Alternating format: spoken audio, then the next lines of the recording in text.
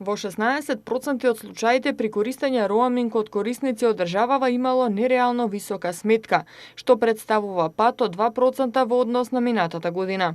Повеќето од лицата што добиле висока сметка за роаминг сметаат дека таа се должи на користење разговори 36% и користење на интернет 32%, додека 40% не знаат на што се должи висината на сметката.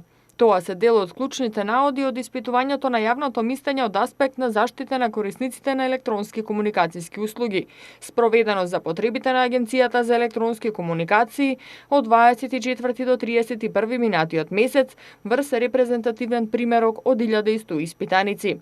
Скоро 1/5 од испитаниците кои знаат што е роаминг, слушнале за договорот за регионален роаминг. Од нив 16% ја користеле таа поволност. Половина од корисниците на регионален роаминг пак сметаат дека тоа е незначително поевтин. Ново намалување на цените на услугите во роаминг меѓу Македонија, Србија, Црна Гора, Албанија, Косово и Босна и Херцеговина ќе има од понеделник.